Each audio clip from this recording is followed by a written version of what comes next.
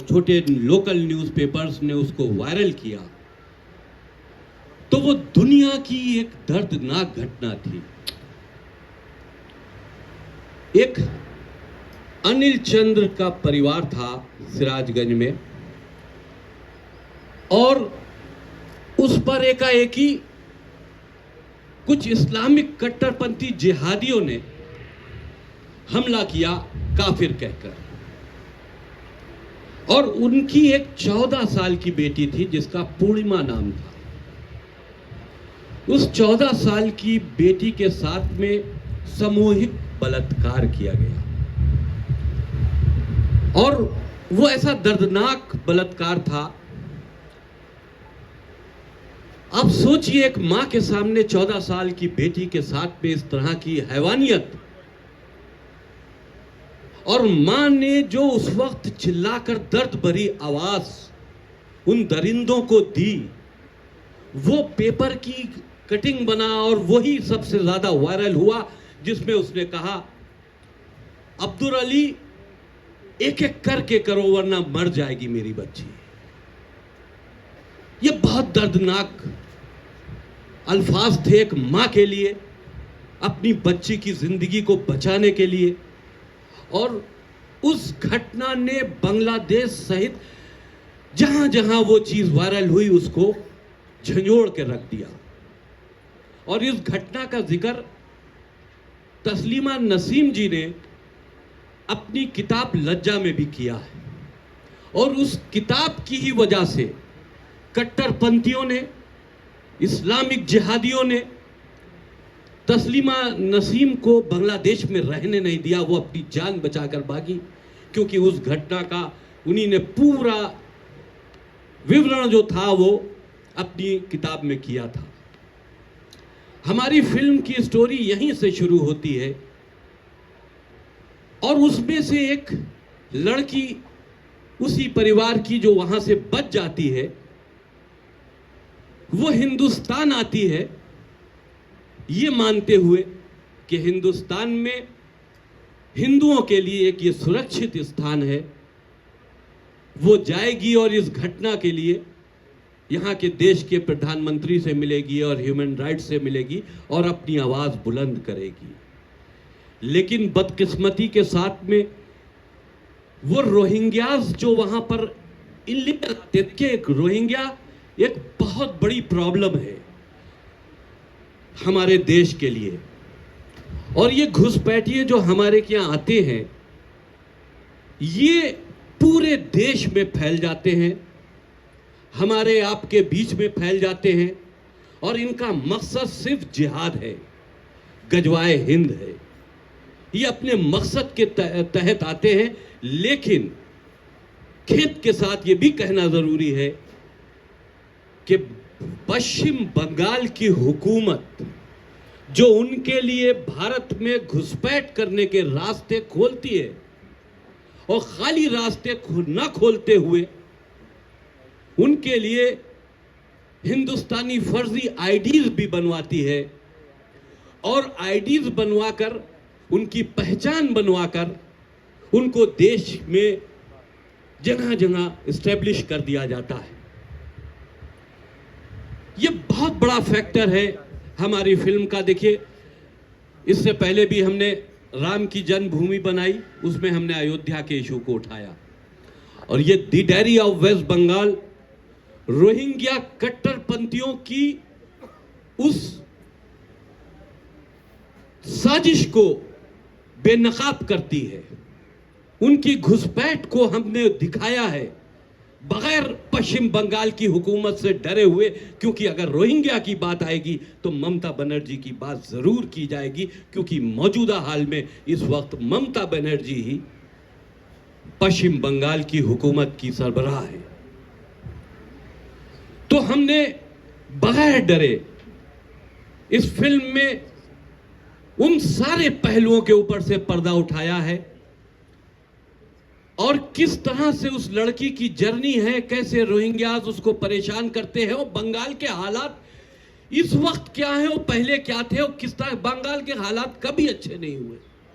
हमेशा से वहां आज जिहादियों का एक बहुत बड़ा अड्डा है पश्चिम बंगाल। वहां की मुख्यमंत्री के संरक्षण में, उनकी सपोर्ट से वहां बड़ी बड़ी आबादियां बसी हुई, क्योंकि ये एक बहुत बड़ा वोट बैंक है। इस वोट बैंक के चलते अगर पश्चिम बंगाल की हुकूमत पूरे देश को खतरे में डाल रही है, तो इन सारी चीजों से पर्दा उठाना बेहद जरूरी था। इसलिए इस मिशन को हम लेकर आगे बढ़े। सनोज भाई जो हमारे डायरेक्टर हैं, बहुत बड़ी इसमें इनकी मेहनत है, इनकी रिसर्च है, क्योंकि हर जगह ज्वलंत मुद्दों को उठाने की कोशिश की गई है। और मुझे लगता है जब आप फिल्म देखेंगे तो आप ये नहीं कह सकते कि प्रोपोगंडा फिल्म है। जैसे लोग बोलते हैं प्रोपेगेंडा पिक्चर एक और आ रही है, तो ये प्रोपोगंडा फिल्म नहीं है। और अगर ये प्रोपोगंडा फिल्म है तो मैं यही कहूँगा कि ऐसी फिल्में ही हमेशा बननी चाहिए। अगर सच बोलने को प्रोपोगंडा कहा जाएगा तो ये प्रोपोगंडा चलता रहना चाहिए। और ये प्रोपोगंडा हमारे लिए गौरव की बात होनी चाहिए, क्योंकि सच बोलने की बात जहाँ पर आती है वहाँ पर बहुत सारे लोग अपने घरों में ऐशो आराम के लिए निकल जाते हैं, सड़कों पर कोई नहीं उतरता। तो ये एक फिल्म नहीं, एक आंदोलन है पूरे देश के लिए, बंगाल के लिए, जो हमारी टीम ने, सब ने मेहनत करके इसको आज रिलीज तक लेकर आए हैं। जब मैंने फिल्म शुरू की थी उस वक्त हमने सोचा भी नहीं था कि एक दिन में फिल्म रिलीज भी होगी, क्योंकि इतनी सारी मुश्किलें थी, इतने सारे प्रॉब्लम्स थे। अगर ये फिल्म कल को सफल रहेगी तो मैं ज़रूर आपसे वो बातें शेयर करना चाहूँगा। फिलहाल अभी इतना ही कहूँगा कि आप सब लोग, मीडिया बंधुओं से अनुरोध है कि फिल्म तो हमने बना दी है और फिल्म रिलीज़ होने के कगार पर आ गई है। 30 तारीख को रिलीज़ हो रही है फिल्म। अभी फिल्म जनता जनार्दन तक कैसे पहुँचती है वो आपकी जिम्मेदारी है। मैंने अपना काम, हमारी टीम ने अपना काम बड़ी ईमानदारी और बड़ी बेबाकी से किया है। इसके अलावा मेरे पास और अब शब्द नहीं है, क्योंकि ये बहुत भावुक पल है। धन्यवाद भाई, सब कुछ मिला।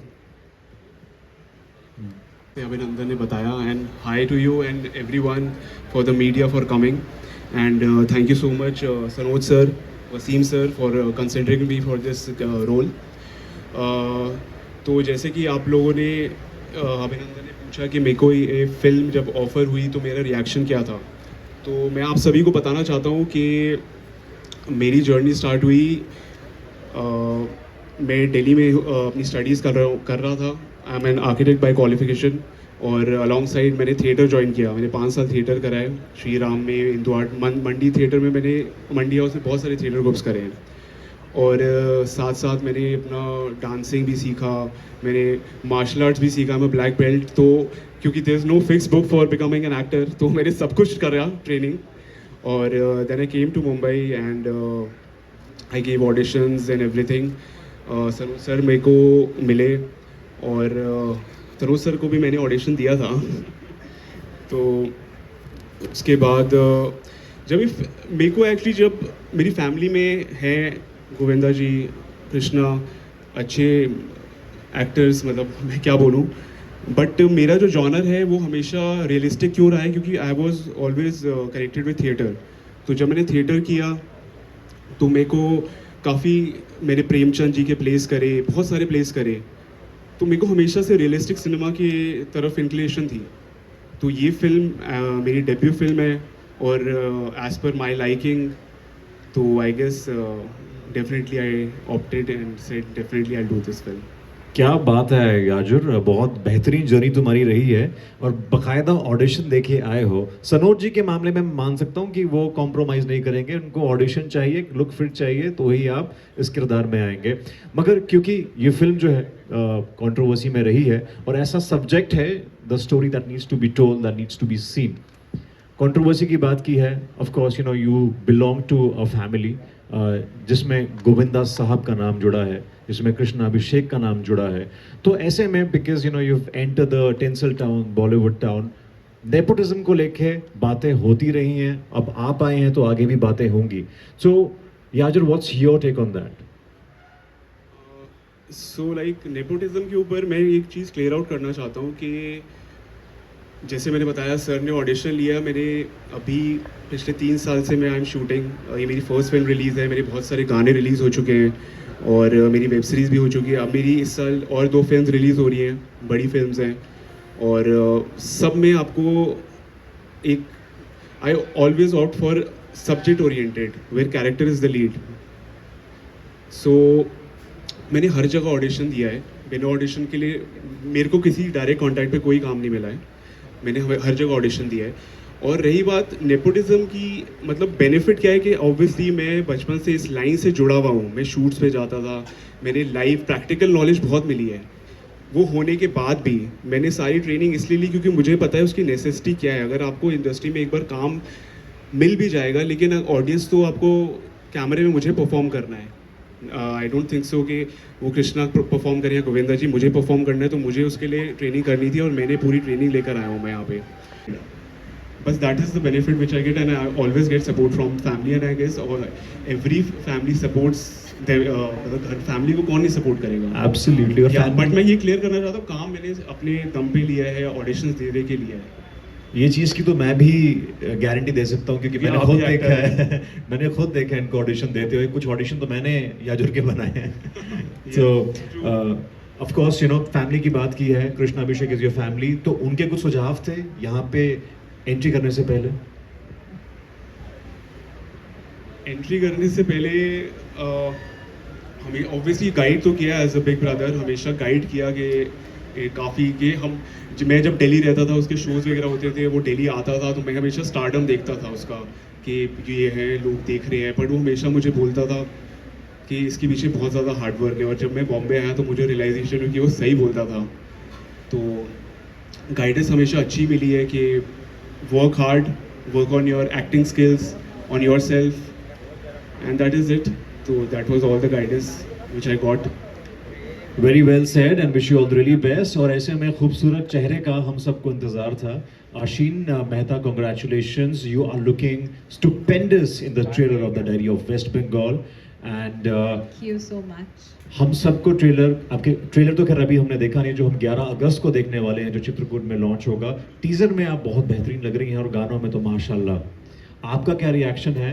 एंड फर्स्ट रिएक्शन व्हेन जब आपको ये स्टोरी सुनाई गई थी, ये टॉपिक बताया गया था, so what was going on in आशिन's mind that time? Hi everyone. Thank you so much for coming here.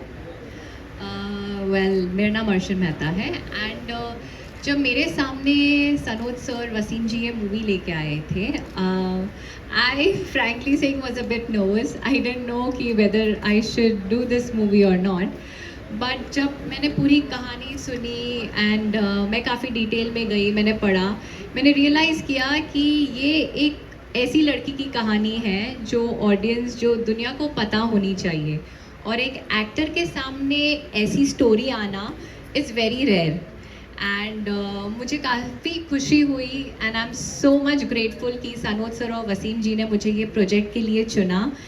And ये जो कैरेक्टर है, जैसे मैंने इसको रियलिटी में ऑन ट्रू बेसिस में उसे दिखाया है मूवी में, I think we all worked very hard for it. So I am very glad कि मेरे सामने ये मूवी आई. मैंने काफ़ी प्रोजेक्ट्स किए हैं पर ऐसा कैरेक्टर मिलना बहुत मुश्किल होता है एक एक्टर के लिए, आना भी और करना भी. So I am very glad that I got this character and I could give 100% justice to it.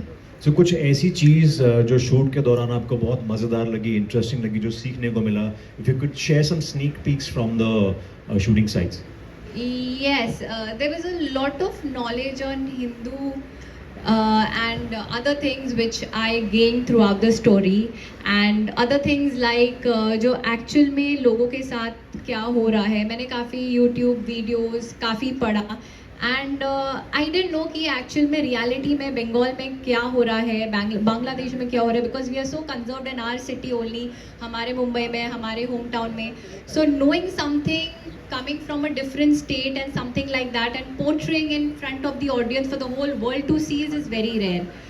तो मुझे काफ़ी नॉलेज मिली. जो भी हमारे मूवी में जो भी मैंने दिखाया है, पोर्ट्रे किया है एक हिंदू ब्राह्मण लड़की को, वो सब मैंने काफ़ी सीखा. वाह, वेरी इंटरेस्टिंग. और हम जल्दी देखना चाहेंगे इस फिल्म को 30 अगस्त को. और उसके साथ साथ देखिए, सनोज सर की फिल्म हो, वसीम रिजवी जी की फिल्म हो, तो सिर्फ हीरो हीरोइन नहीं, हर एक किरदार को उतना ही महत्व दिया जाता है जितना कि हीरो है, जैसे कि बहुत ज़रूरी होता है हर एक फिल्म में. तो इसी के साथ सनोज सर, मैं चाहूँगा कि जो बाकी के हमारे फिल्म के पिलर्स हैं, जो बाकी की स्टार कास्ट है, कास्ट क्रू है, जो फिल्म को और भी स्ट्रॉन्ग बनाते हैं, आप प्लीज़ उनको मंच पे बुलाएं. जी जी, बहुत बहुत धन्यवाद। सबसे पहले मैं इस फिल्म की वन ऑफ में इन्हीं ने निभाया है। मैं स्पेशली ये बात कहना चाहता था क्योंकि ये मीडिया में बहुत दिन उछलता रहा शाहजहां शेख का किरदार, और जब तक आप लोगों ने उनको पकड़वा नहीं दिया तब तक आप लोग चलाते ही रहे। बहुत खूब सर। और जैसा कि सर ने कहा है कि मीडिया का बहुत इम्पोर्टेंट रोल होता है, बिकॉज हमारा एक स्तंभ है। तो इसी के साथ मीडिया से हमारे जो सवाल जवाब हैं वो चलेंगे। So if any questions we are open to Q&A। जी बिल्कुल।